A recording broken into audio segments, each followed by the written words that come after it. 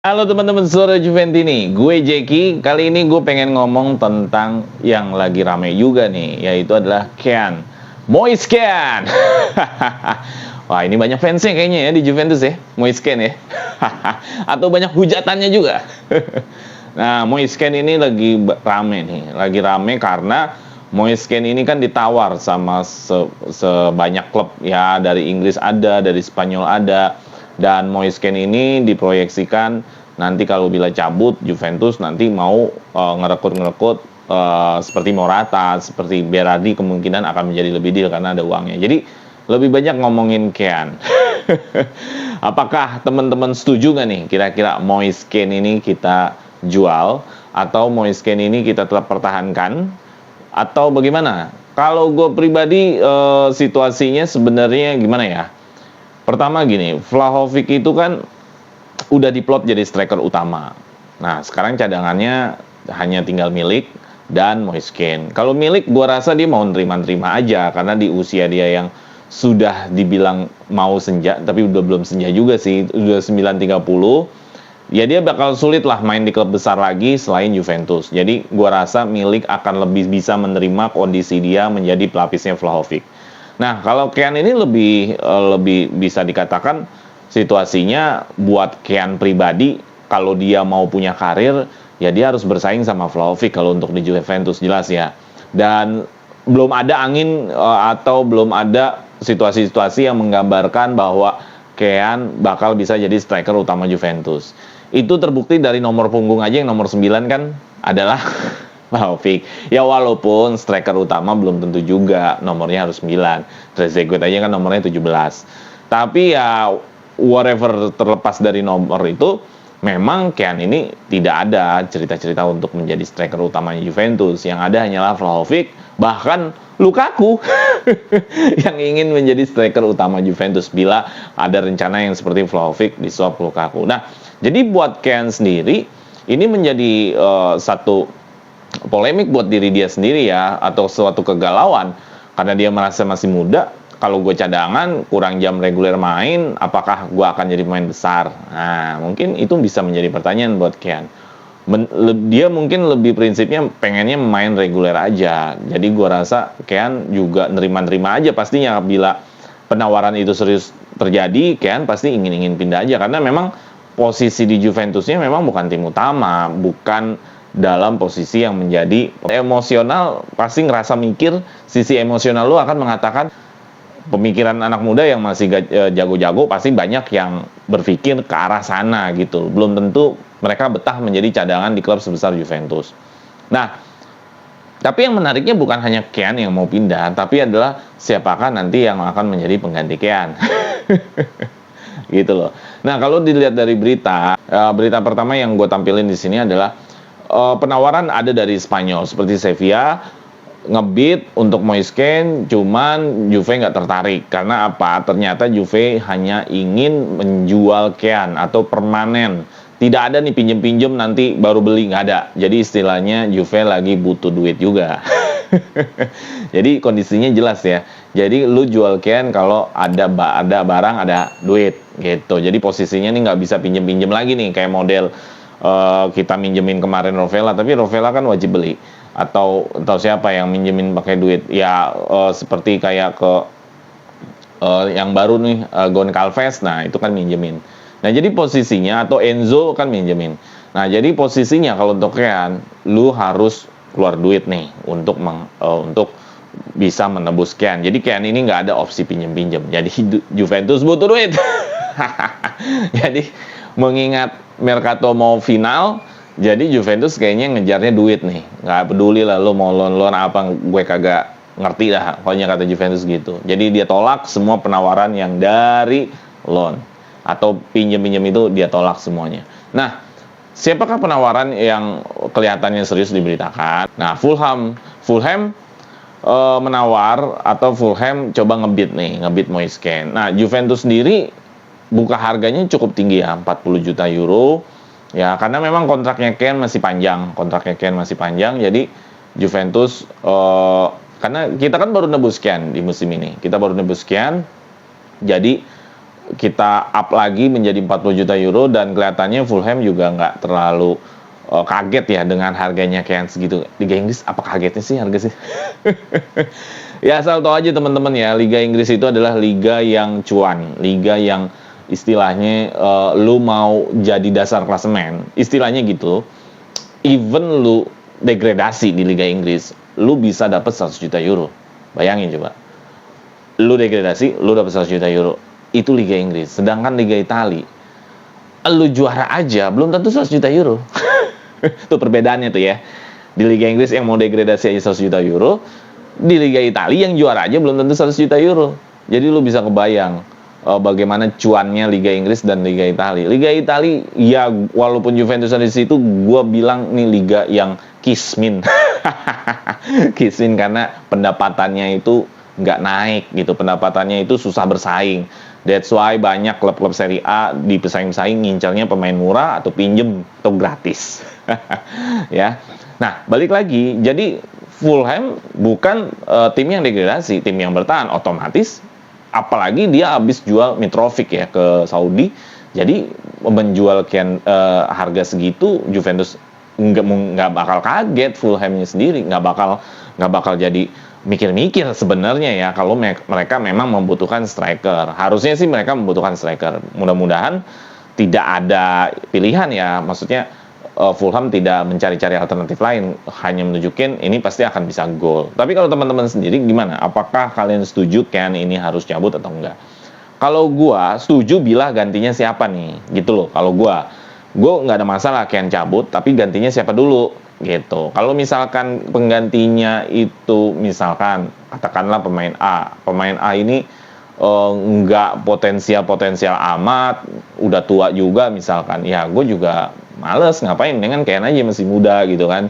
Iya, mungkin Vlahovic bisa cabut musim depan, Keannya di sini gacor musim ini, kan kita nggak akan menerima, karena Fulham sendiri diberitakan juga ya memang mencari yang penggantinya Mitrovic ya, yang pergi ke Saudi ya. Nah ini kan yang menjadi menarik gitu loh. Nah kalau Kean cabut berarti harus ada gantinya.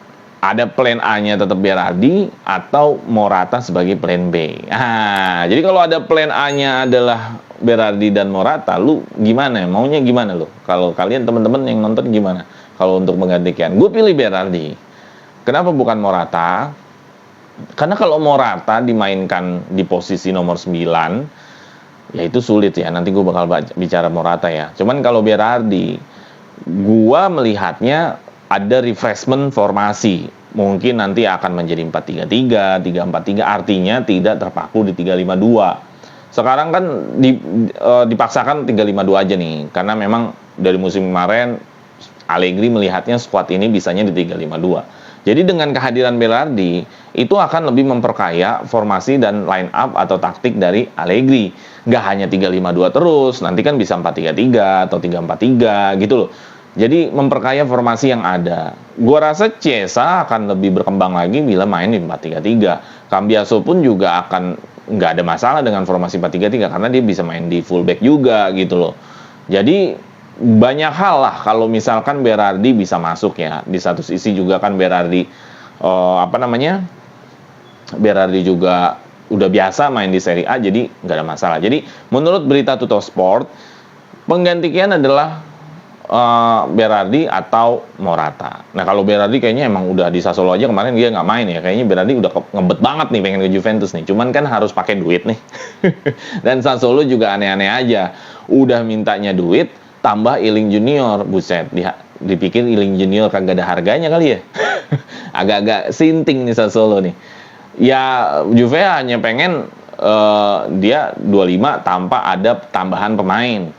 Juventus maunya gitu, cuman Sassuolo-nya yang agak-agak lucu kalau berhadapan sama Juventus, dipikir kayaknya Juventus banyak duit aja. Oke, nah tapi yang menarik yang paling banyak beritanya adalah tentang penggantinya yaitu Morata. Nah ini Morata lebih menarik lagi nih. Kenapa Morata ini jadi lebih menarik? Morata sendiri udah 4 musim, 2 musim waktu di musim 2014-2016 dan 2 musim selanjutnya ada di musim 2020-2022. Jadi Morata ini istilahnya apa ya? Ya dibilang pemain Juve banget, enggak. Dibilang bukan pemain Juve banget, enggak. Morata bukan nama asing ya buat Juventus ya. Buat fans Juventus bukan nama asing. Dia ada di musim 2014 sampai 2016. Ada 2 musim pertama dan 2 musim yang kedua ada di season 2022. Jadi kayaknya Juventus kayaknya CLBK terus nih sama Morata ya. Kayaknya nggak bisa berpindah ke lain hati ke lain selain Morata. Padahal sebenarnya Morata di sini juga nggak datang ke Juventus pada musim 2022 kan nggak di musimnya Allegri juga, jadi musimnya Pirlo saat itu, atau di musimnya, iya di musim Pirlo, memang di musim Pirlo ketemu satu musim sama Sarri dan akhirnya Juventus beli Vlahovic dan Morata kelihatannya balik lagi ke Atletico Madrid karena Juve sebenarnya menanyakan juga untuk menebus Morata, cuman harganya yang terlalu tinggi saat itu jadi Juve tidak bisa menebus Morata. Tapi sekarang balik lagi nih, pengen Morata lagi. Apakah dipinjem lagi ataukah beli? Ya kita nggak tahu. Cuman yang pasti kayaknya Juventus kayaknya nggak jauh-jauh nih kalau butuh striker darurat, ngedatenginnya Morata lagi. Nah, kalau teman-teman sendiri gimana dengan Morata? Kalau gue pribadi, gue mengatakan striker ini adalah striker produktif. Sebenarnya aslinya dia itu bukan striker nomor 9 ya. Aslinya sebenarnya itu dia bermain di penyerang sayap aslinya. Cuman memang dari kebutuhan kondisi Juventus dia sering sekali menjadi nomor 9 atau menjadi striker utama Juventus. Di Juventus pun di 2 musim awal atau di volume pertama atau season pertamanya Morata di Juventus, ya termasuk produktif, 27 gol dalam 2 musim, terus ada 7 assist, sedangkan di musim keduanya adalah 32 gol dan 15 assist. Memang belum sampai ke per musim 20 gol ya, cuman bisa dibilang untuk saat ini dengan gol seperti itu aja udah cukup membantu Juventus produktif juga gitu. Jadi datanya tidak melihat Morata itu ada masalah di Juventus, selalu bisa memberikan kontribusi produktif. Cuman kenapa waktu itu kenapa kita jadinya Vlahovic ya, karena Morata di sini waktu pas di Juventus di era-era Allegri ada penurunan. Pada saat di eranya si Pirlo memang agak membaik, bagus ya, karena kan waktu itu main bersama Dybala, bermain bersama Cristiano Ronaldo juga suka diplot menjadi striker utama, jadi Morata juga bisa bermain menjadi penyerang sayap, jadi Morata bisa lebih fleksibel pergerakannya. Dan sedangkan di saat Allegri, Morata benar-benar diplot menjadi nomor 9 dan Morata sering kesulitan pada saat Allegri pertama kali datang, ya Allegri musim keduanya Allegri ya, kesulitan untuk menciptakan gol di saat menjadi nomor 9. Nah makanya that's why kita beli Vlahovic. Ya kalau waktu itu Morata gacor ya ngapain juga beli Vlahovic kan. Kan masalahnya gitu, waktu itu kan Morata nggak gacor-gacor amat, Juventus juga ngelihat hype-nya Vlahovic, ya udah jadi gayung bersambut deh tuh. Nah sekarang kita balik lagi nih ke Morata. Apakah Morata menjadi solusi bila Kian cabut? Kalau gue lihat dari umurnya, Morata ini kan udah usia 30 ya. Gue rasa dia juga ngerti kalau datang ke Juventus dia mungkin bukan menjadi striker utama. Akan lebih bisa menerima dia menjadi cadangannya Juventus dibanding usia-usia di bawah 25 tahun seperti Kian.